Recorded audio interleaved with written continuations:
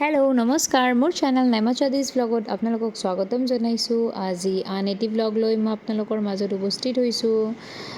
আজি আকৌ ইফতাৰ পাৰ্টিয়ে শ্বেয়াৰ কৰিব গৈ আছোঁ, যিহেতু আমাৰ ৰমজান মাহ চলিয়ে আছে। ইয়াৰ কিচেনত মই কাম কৰি আছোঁ, প্ৰিপেৰেশ্যন চলিয়ে আছে। ইফালে গেছত মই বহাই দিছোঁ, ইফালে ক্ষীৰ বহাইছোঁ আৰু আনফালে মই মটৰটো বইল কৰিব দি দিছোঁ।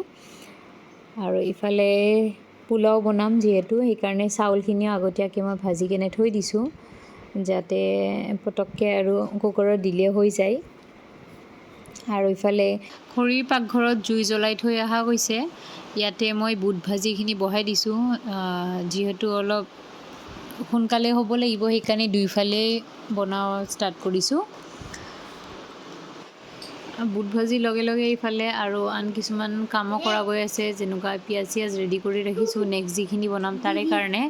আৰু কণীটো এৰুৱা গৈছে। এয়া নেক্সট এতিয়া বহাব গৈ আছোঁ ঘুগুনি। ইয়াত তৰকাৰীটো বহাই থৈ কেনে এতিয়া যাওঁ কিচেনত বাকী যোগাৰখিনি কৰি লওঁ। কি হৈছে তাকো অকণমান দেখাই গৈ থাকোঁ আপোনালোকক। এয়া আমাৰ ক্ষীৰ, ইয়াতে ঘুগনিখিনি বনাই কেনে লৈ আহিলোঁ কিচেনত, খৰিতে বনোৱা হৈ গৈছে।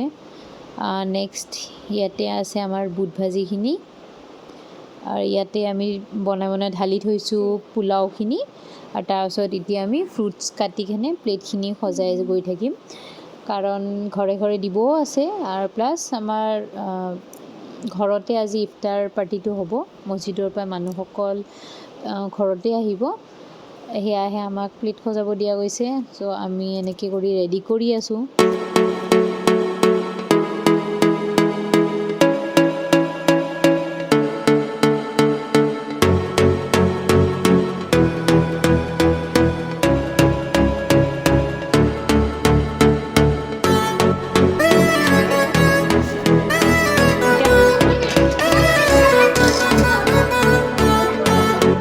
খিনিলৈকে ইফতাৰৰ দেখালোঁ। এতিয়া আপোনালোকৰ লগত মই শ্বেয়াৰ কৰিব গৈ আছোঁ এটি ৰেচিপিটো হ'ল আমাৰ চুজিৰ হালোৱা। কিন্তু এইটো অলপ বেলেগ ধৰণে বনাম, আপোনালোকে একবাৰ বনাই খাই চাব, টেষ্টি লাগে।